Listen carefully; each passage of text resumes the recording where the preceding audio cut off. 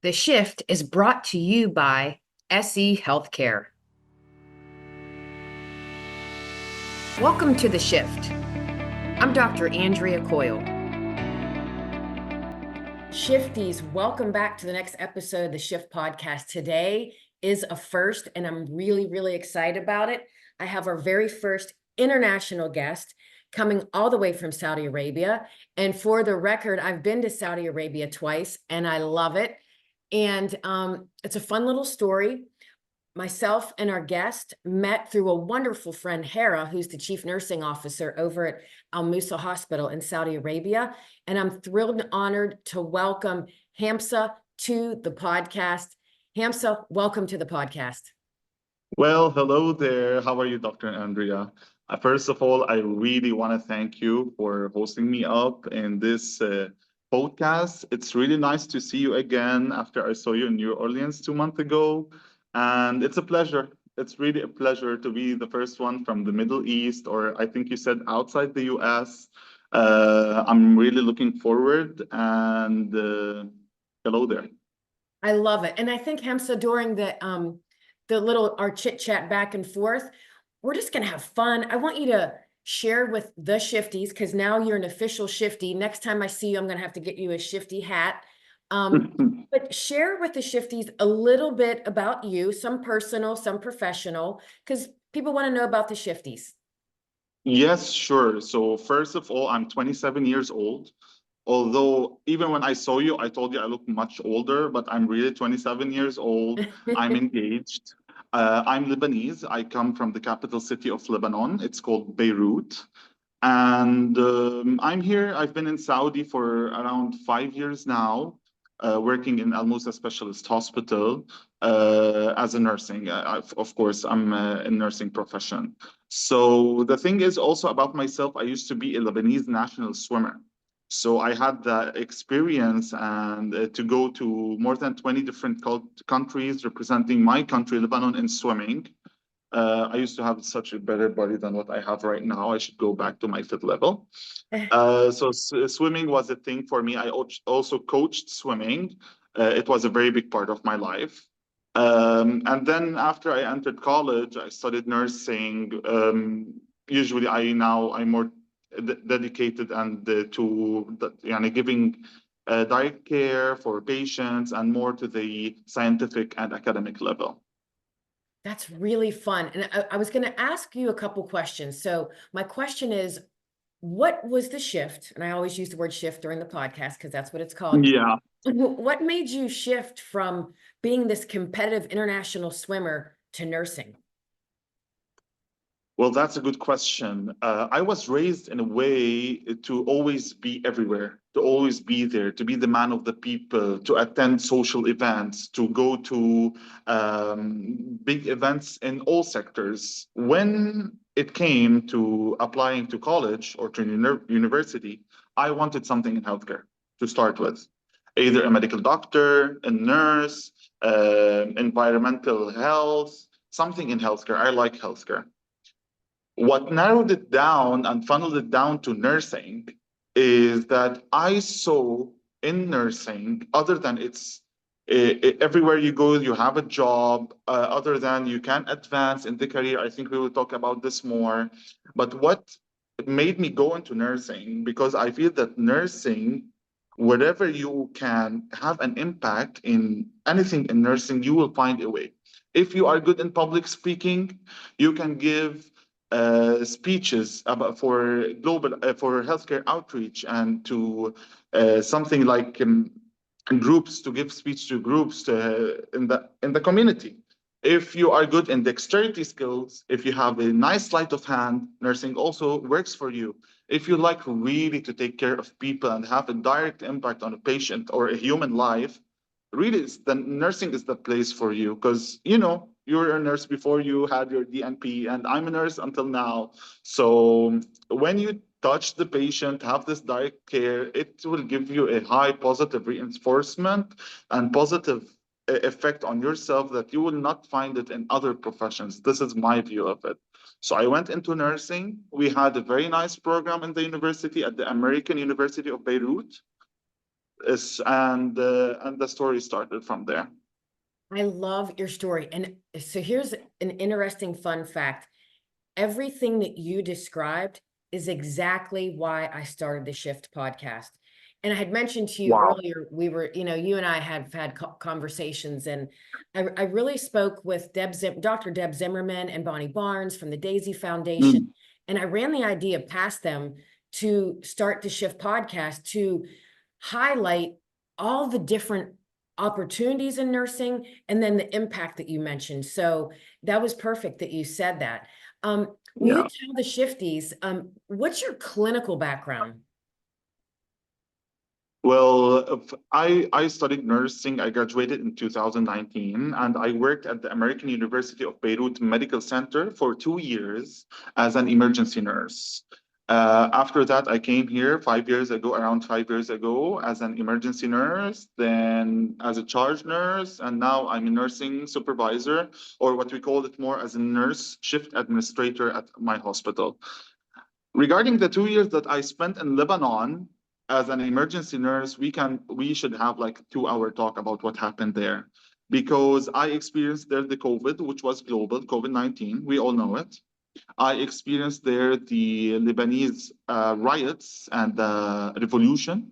We had a big revolution in 2019. And the explosion, the big port explosion that we had on 4 August 2020. And it was the biggest mass casualty and disaster I've worked at. It was so big. And here I'm working also in the ER, in the very high loaded ER. So it's all in the emergency until now. And as you know, the emergency room is very fast paced. I was an ICU nurse for my clinical background, and I often got floated to the emergency department, which was a level 1 trauma. And emergency room nurses are fast paced. There's a lot going on. We see a lot in the ED. Did you ever experience during all those, especially the mass casualty and going through the pandemic, did you ever walk away sometimes feeling some of the signs and symptoms of burnout, like, oh my gosh, I'm exhausted, or oh my goodness, I'm putting out fires all day long and I feel like I'm not making a difference? Did that ever happen to you? Yes, of course. Well, on that point in specific, we can talk a lot about the burnout and the exhaustion. I'm gonna tell you this thing. My friends who are not nurses, not in the healthcare field, who work engineers, business, whatever, they do not get or understand the weight that nurses hold on their shoulders. Me being at 20 years old or 21 years old to see such a mass casualty, to sometimes step, I'm going to say it that way, it's not so nice, but to step on dead bodies in order to grab an IV bag because the store is empty, it's not something nice to live like that. And at a young age in nursing, or specifically ER nurse or ICU nurse, because I'm super biased for these two, especially two departments, you will get older at a young age because you've seen a lot. And this will reflect on you, on your life. You will, on your daily life, you will know what's good, what's bad, how to think proactively, how to see things that did not happen, but anticipate it will happen. What's better for you, for the people around you. You feel you are more knowledgeable. But this thing will lead to burnout is from the duties, the shift of the duties, from the 12-hour shifts, from the things that you see. And working in a high, fast-paced, as you said, it will have some, I don't want to say also problems, but I want to say miscommunication with the team members in a way, because it's already high loaded. It's already there's stress baseline. So any additional small thing will have a big impact between the two professions like nurses and doctors. So definitely there is burnout. Um, we have ways of how to um, de-escalate this burnout, or like to vent it out sometimes. But yeah, I experienced the burnout, the day-night shift, how to make it with the life and work, يعني, how to make a balance. The balance, yes. So Yeah. you said something interesting. I was a day shift nurse, I was a night shift nurse, and I really honestly don't feel people who haven't had to work a night shift or stay awake all night and be sharp and crisp. I don't think they recognize how difficult it is to stay up all night. And for me, when I was on night shift as a young nurse, it really played a toll on my body. And there are some people that love night shift. Night shift was just Yeah. not for me. Oh my goodness, it was awful. I'm an early bird, but Mhm. I appreciate the people that go out and work the night shift. It's a tough shift, and that has its own amount of Yeah. stress and exhaustion. Yeah, sure. Just to add also another thing on the shifts, if we were talking about the shifts, working in night shift, a lot of professions work as a night shift. If you are work at McDonald's, you have night shift. Right. If you are a driver, you work as a night shift. If you are on a call center, you work on a night shift. But people, when we talk about nursing working on a night shift, it means you're starting at 7 p.m., ending at 7 a.m. Sometimes you don't have time to use the bathroom, running everywhere, taking care of patients' lives and saving lives. This is a different kind of night shift. Now we are talking about another level. This is what I really wanted people to see in nurses, what they do. Because when I was young or when I get sick, when I go to a hospital, I'm like, why the nurse entered the room? For example, she did not say hi, or she put the IV and ran away. And why she doesn't sit down, talk to the patients, and build rapport with them. Now, when I'm a nurse, I understand she has a zillion other things to do, and God bless all nurses. Really, we do a lot of work, but yeah, night shift nurses. I raise the hat for them. I agree with that 100%. And you know, all of us, we truly had a calling to get into this wonderful profession. Is there someone in your career that really shifted your mindset or just really made this incredible impact on you that inspired you Inspired me for what? and inspired you to keep going, maybe to get a certification, maybe to take an opportunity on a different role, inspired you to do something different, to raise your own professional level? Yes, sure. There's not one in particular, but what I can say that if someone wants to be a nurse, it's really important for him or for her to choose a good college and a good university to go to. Because when you are in a very good community, this Mhm. community will allow you and always push you forward to your limits to do the good things. And the same goes for the institution. For example, if I am in burnout and if I am so exhausted, if I worked 48 hours a week, 4 duties a week, and then they are calling in for a fifth day, this is burnout. I'm a human being at the end, and we get tired, of course. I'm still 27, I'm younger, but I get tired. So you should have a place, first of all, to vent out this exhaustion.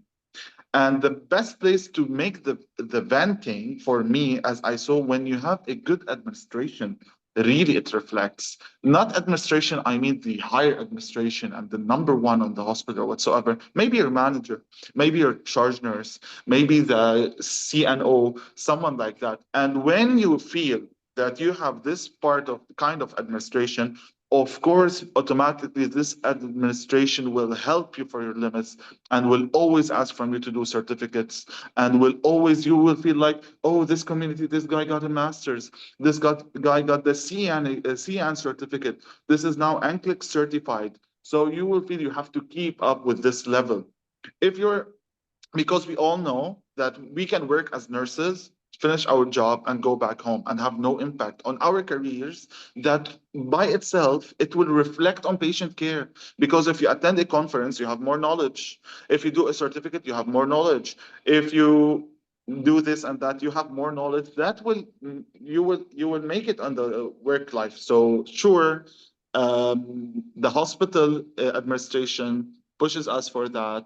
No specific person, but for sure, as you mentioned, Dr. Hera, she's the first one who crosses my name. I had a meeting with her around 6 months ago, and the take-home message of the meeting. We talked about a lot of things. She's such a good person. I'm not saying that because she's my CNO, but she's such a good person.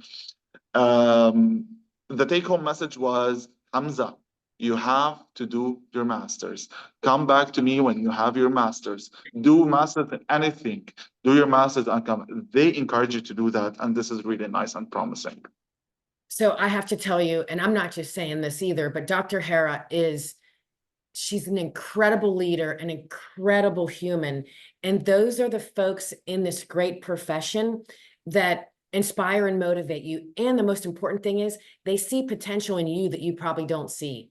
And she's giving you the biggest gift to say, Hamza, go get your master's degree. So let's brag a little bit on Almoosa Specialist Hospital.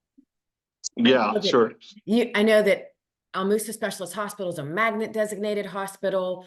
You got the first Lantern Award in the entire Middle East. You're proud Daisy partners. I have my Daisy pin on. We talked about this. Wow. I'm a Daisy honoree. You're a Daisy nominee. So let's just brag. Tell me some of the other great things that people need to know about Almoosa Specialist Hospital, and not just your great chief nursing officer, because she is great and she surrounds Yeah. herself with great people. And you're one of Yeah, them. sure. Thank you. Thank you. Also, she mentions how you helped her be the person she is today, by the way. This is like, yeah. I'm going to start crying. Oh my God, that's so sweet. So the thing is, as you mentioned, Al Musa Specialist Hospital, we have the Magnet Award and the accreditation, and we are from the very few hospitals now outside the US. I don't know which number, but very few hospitals outside the US that we had it. We took it in 2023. We will talk about this also, but we are the second hospital outside the US to have the Lantern Award for the ER in the Oh, whole world. Yeah. I thought you were the So first. Who was the first? Do you know? the first was I think a hospital in Dubai or Abu Dhabi. Um, I'm not sure about the name, to be honest. That's I okay. don't wanna I don't wanna toss a name and it's not correct. But Well, yeah, guess we're what, the Hamza? second. Yeah, You fact checked me because I thought you guys were the first. So thank you for fact no checking. problem. We hope to be the first. So the Al Musa Specialist Hospital is a hospital now that is really, really advancing, just like how the kingdom is advancing. The kingdom, the Saudi Arabia is like it's a nation in uprising in all levels and all sectors. Of course, the healthcare. So this hospital opened around 28 years ago, and it opened because the daughter of the owner had a very um, rare disease, and she went to the US and she got treated there. And when they came back after treatment, the father, the owner, he said that if my daughter got treated, I also want to treat the people of my community who don't have the money to go to the US and get treated. So they opened a very small clinic, and it started from there. So we still have we call it the main building. We still have the main building, which is a three-story building, which was the first thing that was built in Al Musa. After that, we built the South Tower, which is now holding the child and the maternity services. And we opened the North Tower, which is for everything else, including the ORs, the ICUs, the medical surgical floors, the everything. This is for this branch. And we opened also a rehabilitation center for rehab and sports and for sports medicine. And we have now also three different clinics in three different places. And we are still opening two hospitals, one in the same place I am in the same city, and another one in a city called Al Khobar. And the hospital in Al Khobar, it's being built over the sea, not over the land. They are building a hospital over water. Wow, Yeah, it's gonna that's be really cool. yeah, it's gonna be so promising. It's still ongoing. It's not yet finished. Maybe it's gonna take 3 to 4 years from now, but it's so promising. The hospital I'm at is for about 400 beds. Um, And yeah, and about the Lantern Award, it's so nice how we worked on the Lantern Award. It's such a nice achievement. When I was in the US and I saw you in New Orleans, such a beautiful city, and we had this honorees in the badge, and everybody was looking at us, and there's like a spotlight on us. Oh, you're the people from the Middle East. Oh, congratulations! It was such a nice thing. Even when we took the photo with the trophy, I felt like it took me back to my national Lebanese swimming team, like as if we're representing the country. We have the flag, we have everything, yay. But now on the healthcare level, on the career level, it really felt so nice. We worked so hard for this accreditation. A lot of people, a lot of nationalities, and it's nice to have this in your hospital. It will reflect a lot on the team and on the morale and on the working environment as well. I like that you say that. When, when you achieve Lantern or Magnet or Pathway to Excellence, or even when one or two people get their certification, it becomes contagious. And everybody Yeah. wants to be a part of something bigger than themselves. And I think that's why we all get into healthcare anyway. And plus, we want to help people. So going back to your swimming days, which is very competitive, do you think Mm. you've taken some of that competitive behavior into your hospital? Meaning, like, do you want to be the best? Do you want your unit to be the best? Because I think Yes, your sure. nurses are competitive. I'm competitive. You are competitive? Yes. Okay. Yes, as I told you, I'm super biased for ER. Not biased in a way that I see others as not good. I like ER. I really like what I do. So of course, the nurturing factors that I lived in, they will have an effect on now my career. But as you mentioned, contagious. When you see everyone around you doing their best, you have no excuse not to be in that level, and that's why now I'm doing my CEN certificate. Also, I'm studying for it. I already did my NCLEX before, yay me, and it's like that. So of course it helps. Um, and of course, to have to see the result of your work by gaining the magnet or taking the Lantern Award, it will drive you more to do the other things also around. And but it really, really, because I worked in different hospitals, it's different from administration to administration. If you have an administration that looks at you and memorizes your name, even if you are a 1,000 nurse at this hospital, stick to this administration. This administration cares about you. This administration wants you to succeed for you, not for them. And it's going to be all under the same umbrella if you do like that. It's a win-win for both.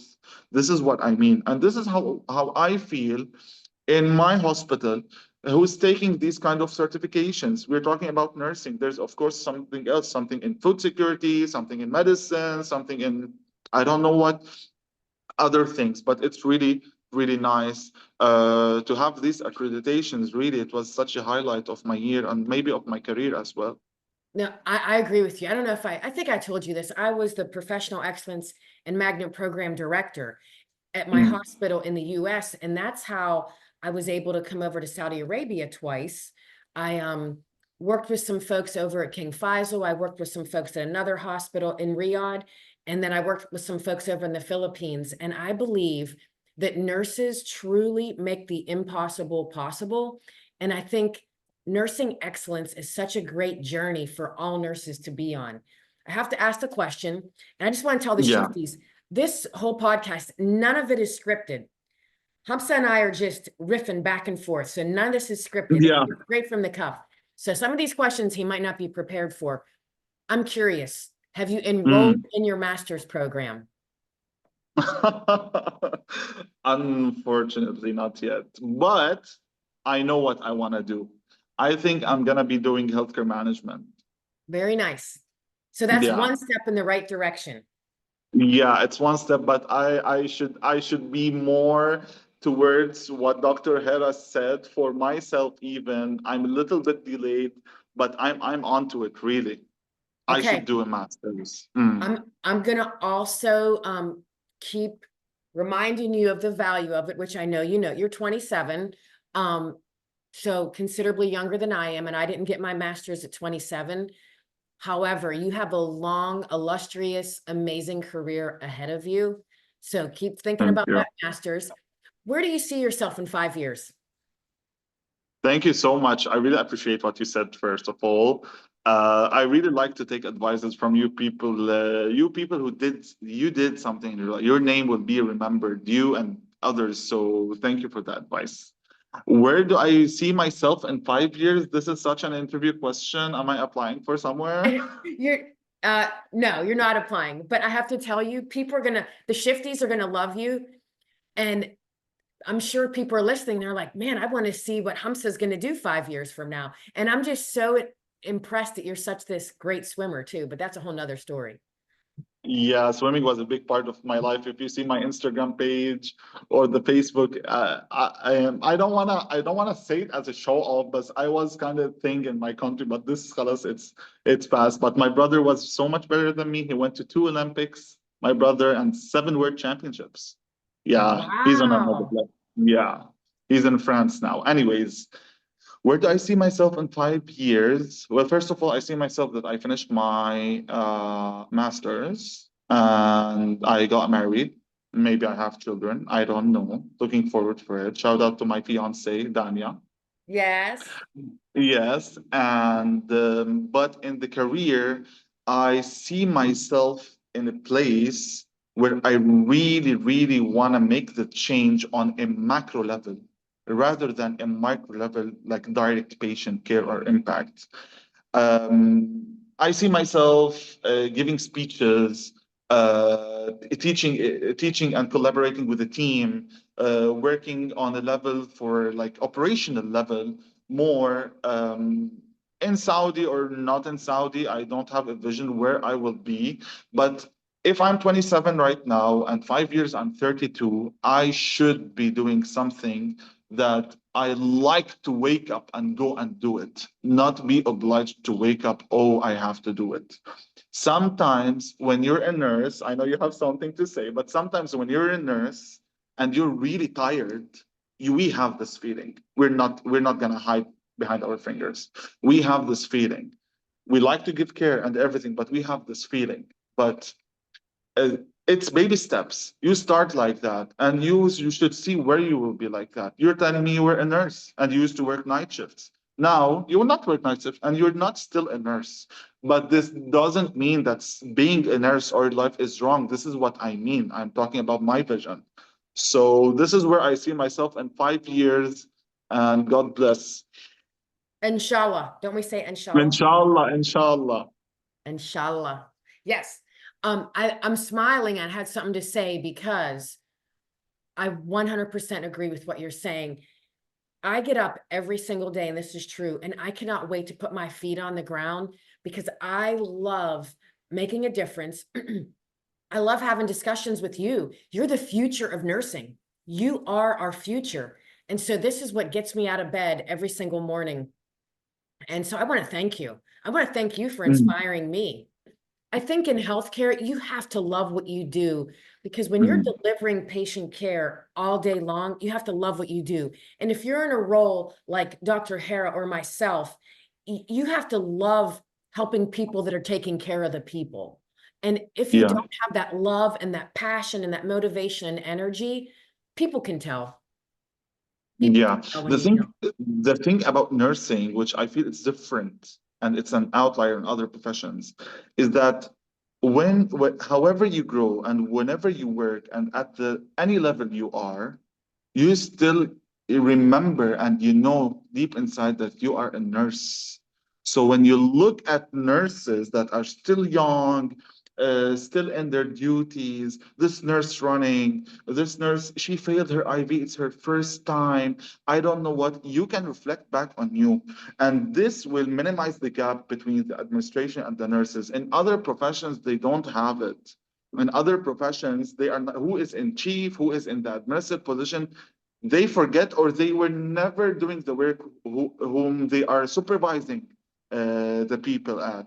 So this is such a plus for nursing. And if I inspire you because you are the people who gave us the world now for nursing to be on that level. For example, for magnet, let's go back about magnet.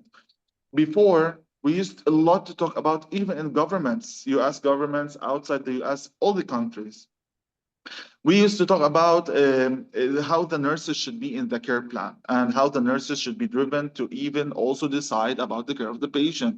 This was just a talk for how many years? A lot of years. Now with the magnet, it's very nice to see a nurse rounding with the attending physician and with the residents, and they all take the shared decision making on the patient. This didn't happen. This was not happening before a long time ago. So thanks to you also to give us this world, and we should take this vision and what you did and to keep it on the same right track and also to improve it for the future.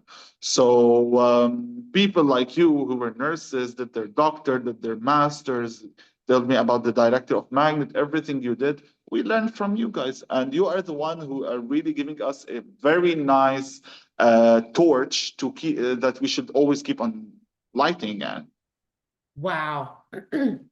That was well said. So thank you. thank That was you. very well said.